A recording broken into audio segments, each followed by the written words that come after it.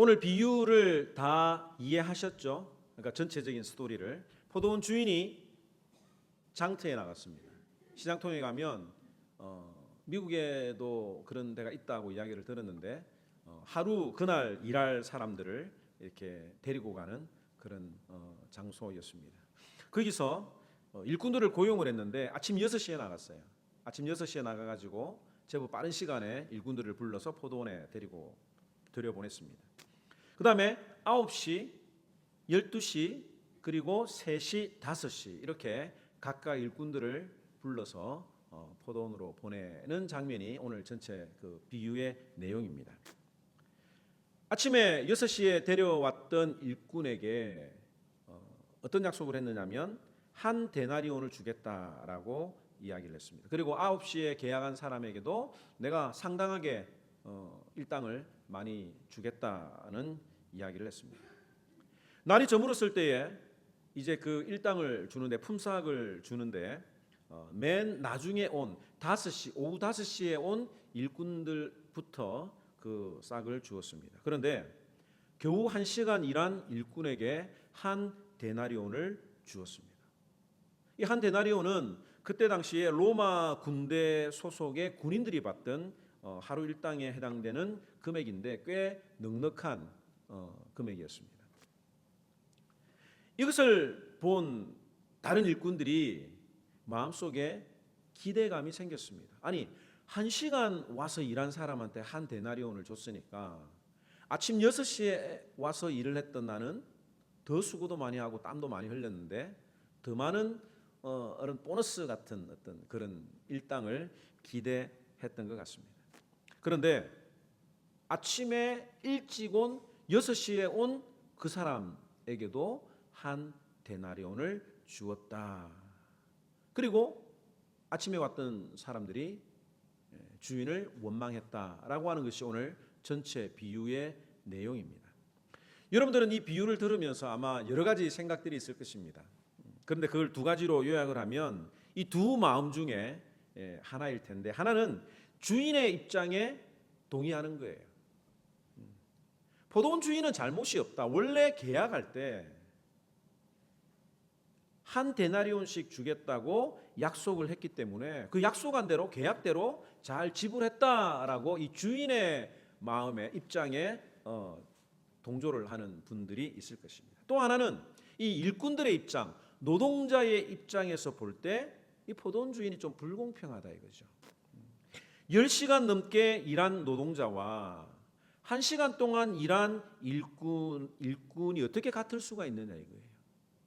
그 사람은 잠깐 1시간 동안 일을 했지만 나는 아침부터 그 시간과 노동 강도에서부터 차이가 나는데 동일하게 준다라고 하는 것이 좀 내가 생각할 때도 불공평하다라는 그 노동자의 입장에서 생각을 하는 분들이 있겠습니다. 여러분들은 이 말씀을 읽으면서 누구에게 좀 더 누구의 입장이 이해가 됩니까? 사실 우리가 어떤 집안을 고치거나 어떤 사람을 부를 때 이왕이면 좀 많이 해줬으면 하는 어떤 그런 마음이 있고 또 내가 입장이 바뀌어서 주인이 되거나 사업자가 되면 또 최소한의 어떤 그런 노력을 통해서 많은 이익을 얻으려고 하는 그 양면이 있기 때문에 누가 옳다, 누가 그러다라고 하는 것을 규정하기가 상당히 쉽지는 않습니다. 그런데 오늘 이 말씀을 우리가 제대로 이해를 하려고 하면 이 비유가 나오게 된 배경부터 생각을 해야 합니다. 그러니까 배경은 앞장에 나오는 마태복음 19장의 내용과 이 내용이 연결되어 있다는 거예요. 마태복음 19장에는 어떤 내용이 나오느냐면 한 부자 청년이 예수님에게 나와왔습니다. 그래서 이런 질문을 던집니다. 예수님, 어떤 선한 일을 해야 영생을 얻을 수 있습니까? 그랬더니 예수님께서 모든 계명을 다 지켜라. 이웃도 사랑하고 부모를 공경하고 거짓말하지 말고 살인하지 말고 이런 어떤 모든 계명들을 다 지키라고 말씀해 주셨습니다. 그러니까 이 부자는 자신감이 있었어요. 나는 이미 그런 계명들은 다 지키고 있습니다. 좀 그런데 그런 거는 내가 기본적으로 잘하고 있으니까 특별하게 내가 더 뭘 해야 됩니까? 라는 질문을 던졌습니다. 아마 그 마음속에는 너 율법을 잘 지키고 있구나. 참 대단한 청년이야 라는 이런 어떤 칭찬을 기대했는지 모르겠어요. 내가 율법 다 지키고 있다 이거죠. 그런데 예수님께서 이 청년에게 이렇게 이야기를 하십니다. 마태복음 19장 21절에서 22절 말씀 함께 읽도록 하겠습니다. 시작. 예수께서 이르시되 내가 온전하고자 할진대 가서 너의 소유를 팔아 가난한 자들에게 주라. 그리하면 하늘에서 보화가 내게 있으리라. 그리고 와서 나를 따르라 하시니 그 청년이 재물이 많음으로 이 말씀을 듣고 근심하며 가니라. 이 청년은 율법을 다 지키고 있다고 예수님에게 자랑했고 자부를 했지만 가난한 사람들에게 너의 소유를 다 팔아서 나누어 주라고 하는 말에 고민이 되었습니다. 그런데 이 장면을 옆에서 딱 지켜보고 있던 베드로가 그 사이에 그 청년이 돌아가니까 예수님에게 이런 질문을 던지는 거예요. 27절 말씀 함께 읽겠습니다. 시작. 이에 베드로가 대답하여 이르되 보소서 우리가 모든 것을 버리고 주를 따라 싸운즉 그런즉 우리가 무엇을 얻으리이까. 베드로는 자신이 하던 일, 어부의 일과 그물과 배를 다 버려두고 가족을 버려두고 예수님을 따랐죠. 그러니까 이 부자 청년과 비교해 볼 때 자신은 지금 훨씬 더 많은 것들을 포기하고 따라가고 있는 것입니다. 그렇기 때문에 이 베드로의 마음속에 어떤 보상 심리가 있었던 거예요. 나는 일과 가족을 다 버리고 따라갔는데 무엇을 얻을 수 있습니까? 그는 이미 세상의 모든 것들을 다 버렸다고 했으니까 이 세상에서 주어지는 보상을 바랬던 것은 아닐 거라고 생각이 됩니다. 아마 천국에서 어떤 보상을 기대했던 것 같아요. 제자들은 이미 여러 번 천국에서 누가 큽니까? 라는 이 문제 때문에 예수님에게 질문을 했던 적이 있습니다. 그것을 보면 모든 것들을 버리고 따르는 자신에게 천국에서 따로 주어지는 보상이 있습니까? 라는 그런 질문을 했습니다. 그때 예수님의 대답은 이렇습니다. 마태복음 19장 30절 시작. 그러나 먼저 된 자로서 나중되고 나중된 자로서 먼저 될 자가 많으니라. 그 다음에 20장 16절 시작. 이와 같이 나중된 자로서 먼저 되고 먼저 된 자로서 나중되리라. 이 포도원 품꾼의 비유 앞뒤에 이 말이 있는 거예요. 부자 청년이 오고 베드로가 물었을 때에 먼저 된 자가 나중되고 나중된 자가 먼저 된다. 그리고 이 포도원 오늘 그 포도원 품꾼의 비유를 말씀을 해주시고 또 결론적으로 이와 같이 나중된 자로서 먼저 되고 먼저 된 자로서 나중되는 일이 있다라는 말씀을 해주십니다. 우리가 이 말씀을 표면 액면 그대로 이해를 하게 되면 처음에 열심히 했다가 나중에 열심히 안 하면 천국에 못 들어간다. 이런 어떤 생각으로 이해를 하는 분들이 있을 수가 있어요. 야, 내가 먼저 됐는데 그 열심을 끝까지 지키지 못해서 나중에 따라온 사람에게 역전되면 안 되지라고 하는 그런 마음으로 우리가 해석을 할 수 있는데 이 말씀의 내용은 그것이 아닙니다. 예수님께서는 이 말씀을 통해서 공정한 노동법이나 최저임금이나 혹은 공정한 거래 원칙과 같은 세상의 원칙에 대해서 이야기를 하시는 게 아니에요. 예수님은 이 비유를 통해서 천국이 어떤 곳인지를 설명하시기 위함이었습니다. 다른 말로 이야기하면 먼저 된 자가 나중되고 나중된 자가 먼저 된다라고 하는 것이 천국의 원리라고 하는 거예요. 그러면 그 원리가 무엇인지 오늘 말씀을 통해서 살펴볼 텐데 20장 1절 말씀 한번 읽도록 하겠습니다. 시작. 천국은 마치 품꾼을 얻어 뒤로 넘겨주시고요. 네. 없나 봅니다. 죄송합니다. 천국은 마치 품꾼을 얻어 포도원에 들여보내려고 이른 아침에 나간 집주인과 같다라는 말씀을 해주시죠. 천국은 집주인과 같다. 그러면 그 집주인의 마음을 우리가 볼 때 천국을 이해할 수가 있는 겁니다. 이 비유를 읽을 때 일꾼에게 초점을 맞추는 게 아니라 주인에게 초점을 맞추어야 된다라고 하는 거예요.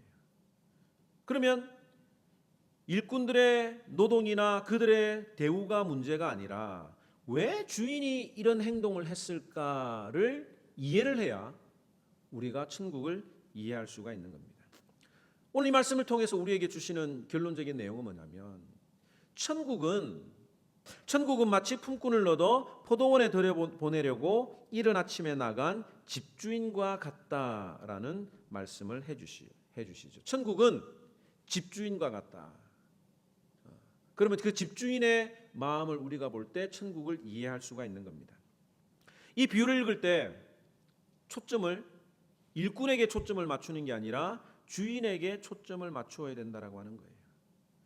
그러면 일꾼들의 노동이나 그들의 대우가 문제가 아니라 왜 주인이 이런 행동을 했을까를 이해를 해야 우리가 천국을 이해할 수가 있는 겁니다. 오늘 이 말씀을 통해서 우리에게 주시는 결론적인 내용은 뭐냐면 천국은 내 노력으로 나의 열심으로 가는 것이 아니라 은혜가 지배하는 곳, 은혜가 풍성한 곳이 천국이다라는 결론에 도달할 수가 있습니다. 자, 여러분들이 포도원 주인이라고 한번 해보시기 바랍니다. 여러분들 뭐 밭에 누가 이렇게 뭐 큰 일을 해야 되는데 사람을 불러 오려면 언제 데려오는 것이 제일 좋습니까? 아침 일찍 데려와 가지고 저녁 늦게까지 일을 해서 내가 주는 그 일당만큼 그 사람이 최선을 다해서 내 일을 도와주기를 바라는 거죠. 그런데 이 주인이 포도원의 일을 맡기는 것이 관심이 아니었었어요. 만약에 포도원을 가꾸는 것이 목적이었다면 오후 5시에 부르는 것은 전혀 이치에 맞지 않는 것입니다. 그런데 포도원 주인의 관심은 포도원에 있는 게 아니라 누구에게 있습니까? 일꾼들에게 있는 거예요. 그런데 그 일꾼들이 어떤 사람이냐면 3절 말씀 한번 읽도록 하겠습니다. 시작. 또 제3시에 나가보니 장터에 놀고 서 있는 사람들이 있는지라. 또 6절 말씀 시작. 제11시에도 나가보니 서 있는 사람들이 또 있는지라. 이르되 너희는 어찌하여 종일토록 놀고 여기 서 있느냐. 이르되 우리를 품꾼으로 쓰는 이가 없음이니이다. 여러분들 인력시장에 가본 적이 있으십니까? 우리가 뭐 직접적으로 가보지는 않았겠지만 그 인력시장의 풍경을 한번 떠올려 보시기 바랍니다. 그 인력시장에 오시는 분들은 그날 일을 해야 그 일당으로 가족들과 함께 먹을 수 있고 잠을 잘 수 있는 것입니다. 이 사람들이 아침에 새벽에 모여 있는데 그 일꾼들이 필요한 사람이 와서 사람을 데려가요. 그때 여러분들은 언제 뽑히기를 원합니까? 제일 먼저 나를 뽑아가는 게 좋습니까? 아니면 하루 종일 뽑히지 않는 것이 좋습니까? 결과적으로 보면 오후 5시에 뽑혀가지고 1시간만 일하고 돈을 받는 것이 좋아 보이지만 하루 종일 나에게 일거리가 없다는 것 때문에 가슴 졸이고 안타까워하고 하는 이 모습이 여러분들 좋겠습니까? 하루 빨리 뽑혀서 오늘 내가 그래도 열심히 일함으로 내 가족의 생계를 책임질 수 있겠구나 라고 하는 그 편안함과 안도감이 훨씬 더 좋지 않겠습니까? 오늘 이 포도원 비유에서 관심을 가져야 되는 것은 이 주인이 주는 그 품삯, 소위 말하는 일당이 그 사람이 일을 얼마나 잘했느냐 못했느냐를 에 따라서 주는 것이 아니라 그들의 생계를 책임지는, 그들의 생계를 염려하는 자비로운 마음을 이 주인이 가지고 있었다는 거예요. 쉽게 이야기하면 포도원에 일이 필요해서 그 사람들을 부른 게 아니라 내가 불러주지 않으면 저 사람들이 오늘 하루를 굶을 것이다라고 하는 그런 마음으로 이 포도원 주인이 그 일꾼들을 불렀다라고 하는 것입니다. 주인에게 뽑힐 수 있다는 것, 더더군다나 놀고 먹고 있는 나를 하루 종일 불러주는 사람이 없어서 종일토록 놀고 있는 나를 불러주시는 것이 하나님의 은혜인 거예요. 우리는 무익한 종입니다. 아무 쓸모도 없는 나지만 하나님께서 나를 불러주신 것, 이것이 바로 하나님의 자비와 은혜라고 하는 것이고, 이것이 바로 천국의 모습이라고 하는 거죠. 교회는 무익한 사람들의 모임입니다. 놀고 먹는, 일할 거리가 없어서 인정을 받지 못하던 그런 사람들의 모임입니다.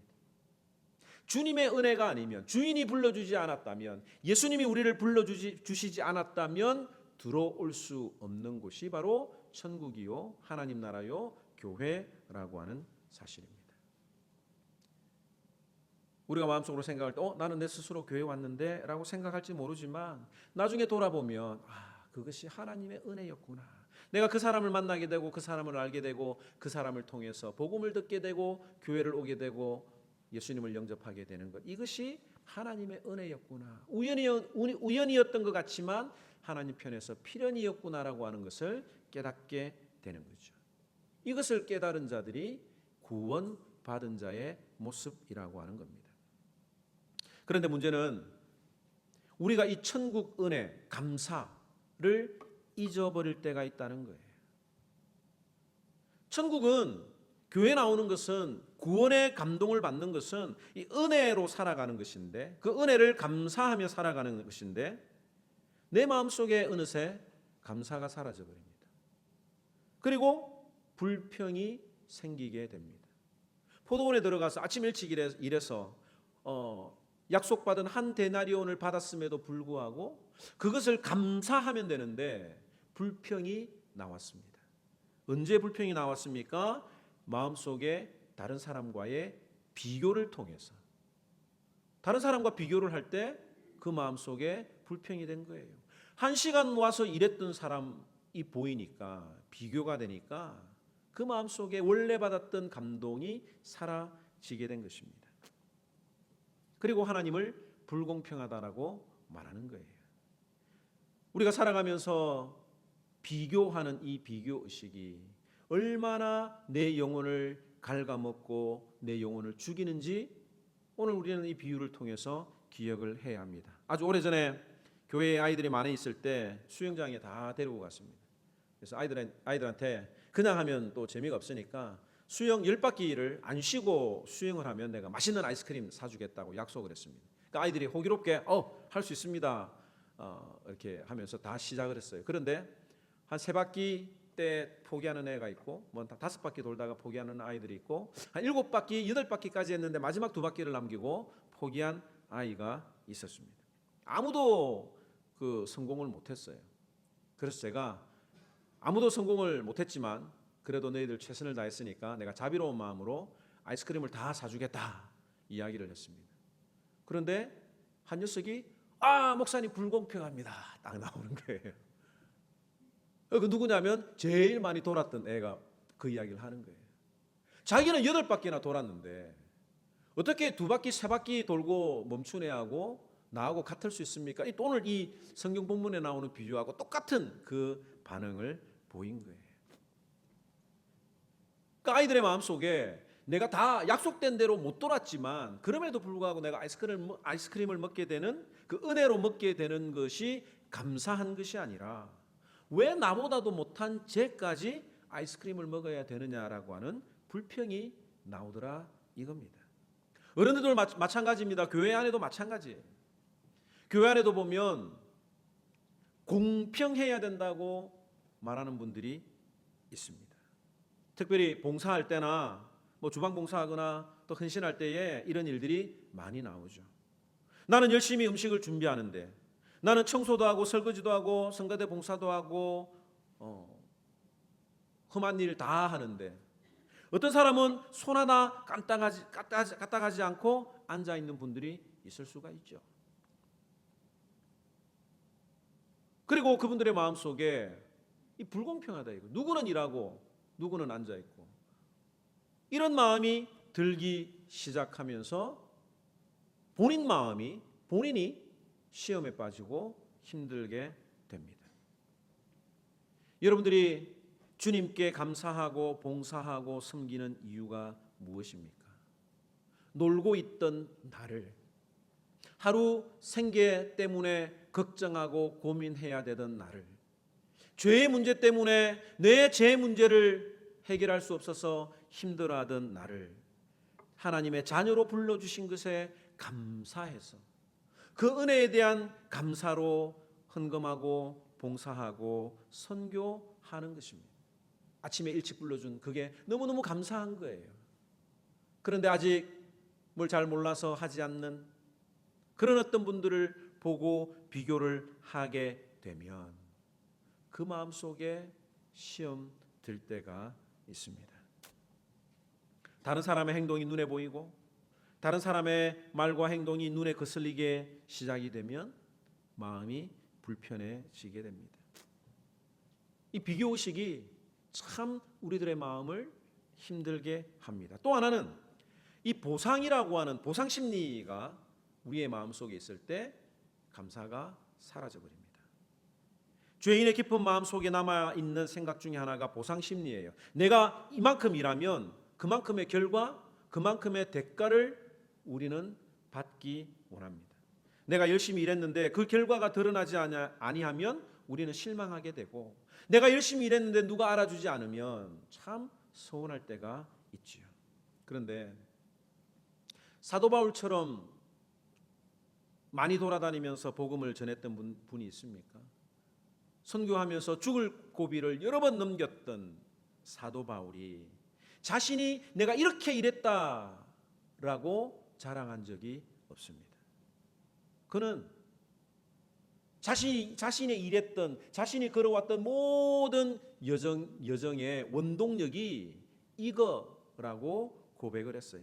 고린도전서 15장 10절 말씀 우리 큰 소리로 함께 읽도록 하겠습니다. 시작. 그러나 내가 나된 것은 하나님의 은혜로 된 것이니 내게 주신 그의 은혜가 헛되지 아니하여 내가 모든 사도보다 더 많이 수고하였으나 내가 한 것이 아니요 오직 나와 함께 하신 하나님의 은혜로다. 예수님의 자비하심을 맛본 사람들의 입술에서 나와야 될 고백인 거예요. 내가 아침부터 선택을 받아서 많은 일을 했지만 그것이 하나님의 은혜입니다. 나는 그거 하나 보고 하루 종일 일을 했지 5시에 온 그 사람을 보고 일한 게 아니라는 거예요. 우리가 교회에 와서 찬양하고 섬기고 봉사하고 하는 이 모든 일들이 나를 불러주신 그 하나님의 은혜에 기초를 하고 하나님만 바라보고 가야 되는데, 이 사람이다 보니까 주변 사람을 볼 수밖에 없잖아요. 그러다 보면 시험에 빠지고 그러다 보면 낙심하게 되는 겁니다.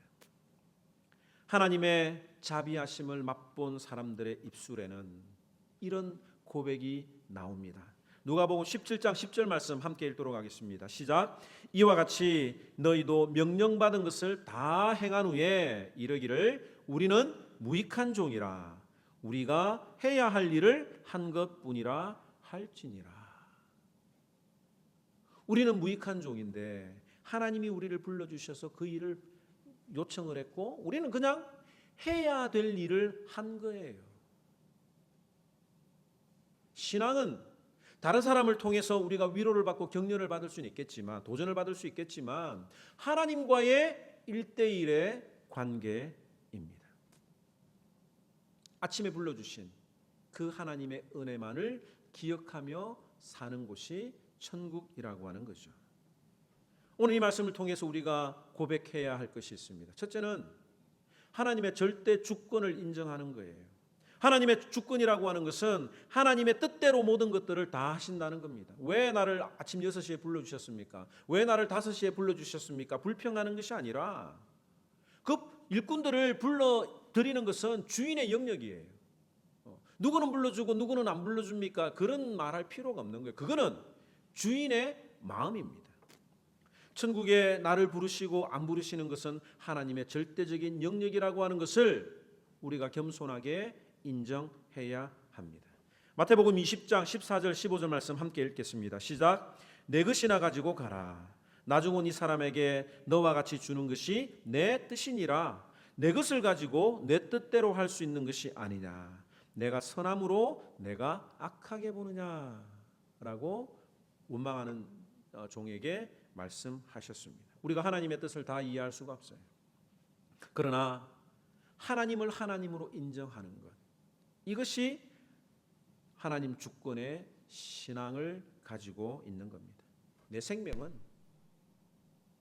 내 구원은, 내 인생은 하나님의 손에 달려 있다라고 하는 거예요. 아무리 발버둥을 쳐도 나는 하나님의 손에서 벗어날 수 없다라고 하는 것을 인정하는 겁니다. 그런데 그 하나님의 손에서 벗어날 수 없는 것이 속박받는 것 같고, 내가 제한받는 것 같고, 하나님이 나를 간섭하는 것 같다고 여겨지면 그 하나님의 사랑을 제대로 이해한 게 아니에요.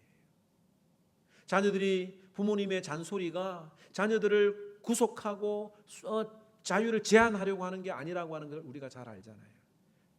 하나님의 사랑을, 부모님의 사랑을 깨달아야 되는 거죠. 마찬가지로 하나님의 주권을 인정하면, 내가 하나님의 손에 있다는 사실을 인정하면 그것이 기뻐해야 되는 거예요. 아, 하나님이 나를 지켜주시는구나. 하나님이 나를 가장 안전한 오른팔로 붙들어 주시는구나 라는 그 마음을 가지게 되는 겁니다. 우리 모두에게 이런 하나님의 주권을 인정하는, 그 하나님의 주권 앞에 감사하는 신앙을 가지기를 주님의 이름으로 축원합니다. 또 하나는 먼저 된 자가 나중되고 나중된 자가 먼저 된다라고 하는 이 뜻이 뭐냐 이거예요. 천국은 일을 많이 하고 적게 하고 했던 그런 원리가 통하는 게 아니라 감사하는 자들이 모이는, 감사로 충만한 곳이 천국이라고 하는 겁니다. 오후 5시에 와서 한 시간 일했던 사람의 마음은 어땠을까요? 내가 오늘 이 일하지 않았다면 우리 가족이 꼴딱 굶었을 텐데 그 5시에라도 나를 불러주신 게 얼마나 감사할까라는 그런 생각을 할 수 있을 것입니다. 그러므로 먼저 부름을 받았지만 감사하지 않는 자보다 나중에 늦게 부름을 받았지만 감사하는 자가 더 크게 될 수 있다라고 하는 말이에요. 다른 말로 이야기하면 먼저 불러주신 자가 그 감사를 하루 종일 기억한다면 누가 더 풍성한 감사를 할 수 있겠습니까? 오늘 이 말씀 들으시면서 그래, 나는 5시에 불림을 받겠어. 예수님이 십자가에 못 박혀 돌아가실 때에 마지막에 구원받은 그 강도처럼 이 세상에 내 마음대로 살다가 마지막에 선택받는 그런 지혜로운 자가 되어야 되겠어라고 생각을 하는 어리석은 분들이 있지 않기를 바랍니다. 하나님이 나를 일찍 불러주신 것이, 그것이 큰 은혜다. 내가 이 땅에 살아가면서 하나님의 손에 붙들려 있기 때문에 걱정하지 않고 안전한 삶을 믿음으로 살아갈 수 있다는 것, 그게 얼마나 은혜입니까? 한평생 이렇게 해보고 저렇게 해보고 불안한 삶을 살아가고 안정적이지 못했던 삶을 살아가다가 마지막에 하나님을 만나면 얼마나 후회될까요? 좀 더 내가 빨리 알았으면. 일찍 선택받은 자들의 특권을 저는 이 비유를 통해서 여러분들이 놓지 않기를 바랍니다. 그리고 그 감사가 끝까지 지속이 되어서 마지막에 불평함으로, 노년의 불평함으로 역전되는, 그 감사를 잊어버리는 그런 자가 되지 않기를 바랍니다. 아침에 그 처음 나를 불러주셨던 그 감사가 하루 종일 지속이 되어서 더 풍성한 은혜의 삶을 누리며 살아가는 저와 여러분들이 되기를 주님의 이름으로 축원합니다. 우리 고린도전서 15장 10절 한번 읽고 하나님의 은혜의 찬양 말씀 기억하면서 고백하도록 하겠습니다. 시작.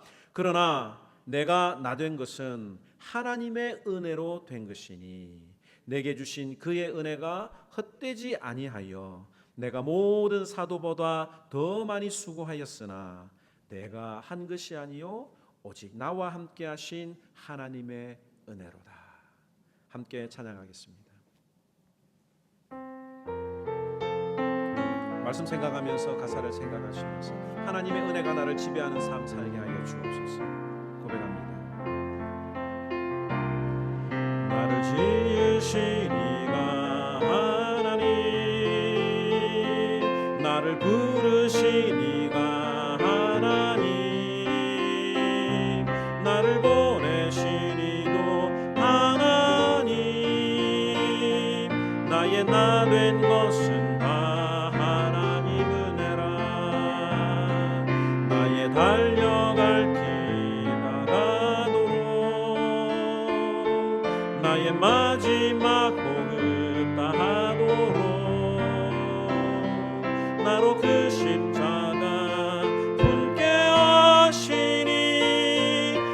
나 된 것은 다 하나님 은혜라.